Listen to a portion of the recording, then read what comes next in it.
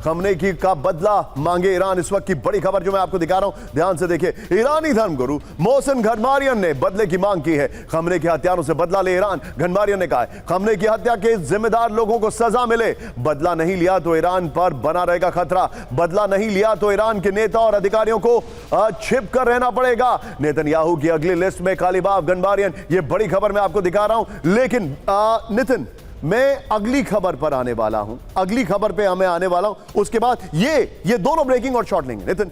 ये दोनों ब्रेकिंग, ये वाली खबर और उससे पहले वाली ब्रेकिंग, दोनों ब्रेकिंग और शॉर्ट लेंगे डिस्कशन के लिए। लेकिन पहले अगली खबर देख लीजिए। इस वक्त बड़ी खबर आ रही है कैंप 4 पर। आइए, गाजा में हमास कमांडर की हत्या से हड़कंप। ब्रेकिंग दिखाइए जरा। भयंकर विस्फोट में गई अबू फाकर की जान। ये देखिए जरा शॉट्स के साथ। ये देखिए राफा ब्रिगेड का कमांडर था अबू फाकर। ये देखिए शॉट देखिए, 40-60 दिखा सकते हैं। गाजा में तस्करी नेटवर्क चलाता था अबू फाकर।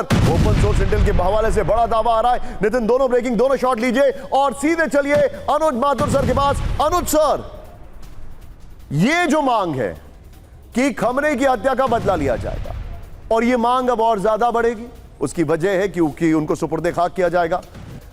सवाल यह है, पूरी दुनिया यह जानना चाहती है कि यह मुज्तबा खमनेई जिन्होंने आईआरजीसी को पैदा किया है, ग्रूम किया है, उनका रिएक्शन क्या होगा? बिकॉज उन्होंने अपने पिता को खोया है, अपनी पत्नी को खोया है, अपने बच्चों को खोया है, अपनी बहन को खोया है और वो खुद भी इंजर्ड है। वो शांति से बैठने वाले नहीं है। क्या होगा सर? देखिए निशांत, बिल्कुल आप सही कह रहे हैं। उन्होंने न केवल उनको खोया है, अपनी आंखों के सामने खोया है। जो उनके सामने वो दृश्य उनके अंदर जिंदगी भर बना रहेगा।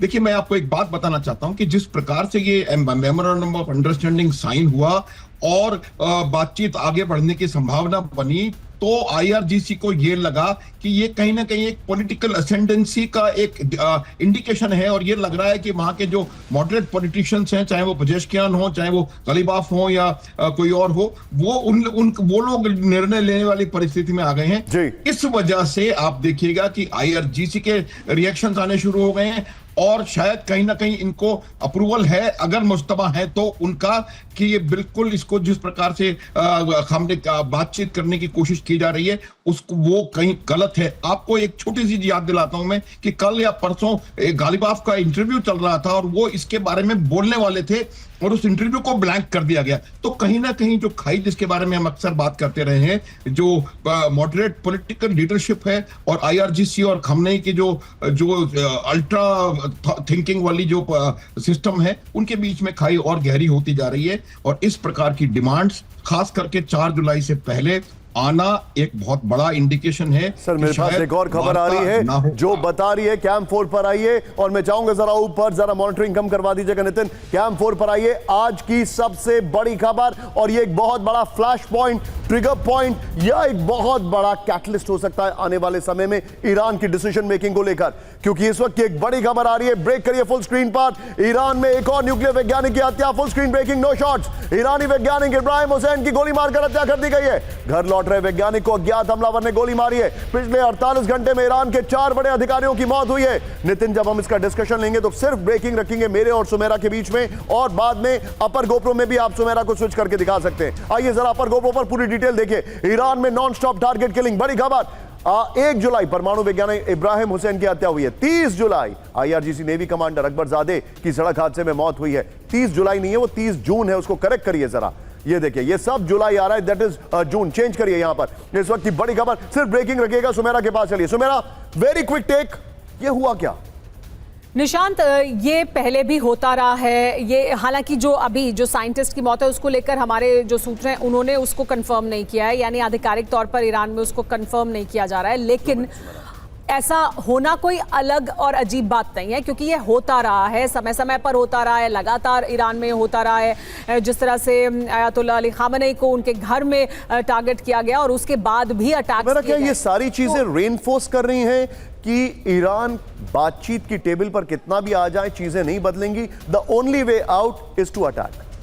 देखिए, ईरान के भीतर, ईरान के जो डिसीजन मेकर्स हैं उनके भीतर ये अंडरस्टैंडिंग है कि इजराइल ये करता रहेगा।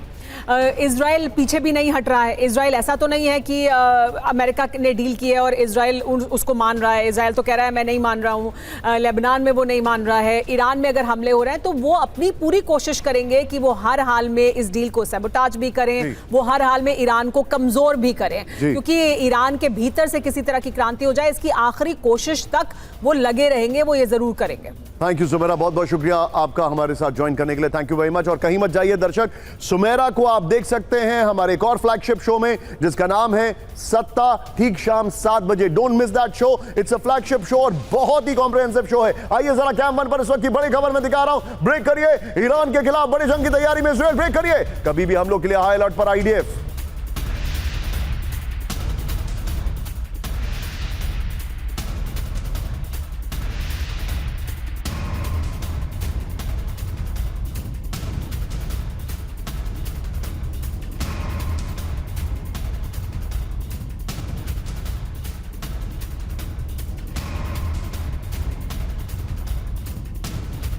की जंग से पहले की तैयारी, ये देखिए ब्रेकिंग और शॉट दिखाइए। शांति समझौता होने का अनुमान 20% से नीचे। ब्रेकिंग और शॉट इजराइल ने के i24 न्यूज का बड़ा दावा है। इस सब के बीच में आइए जरा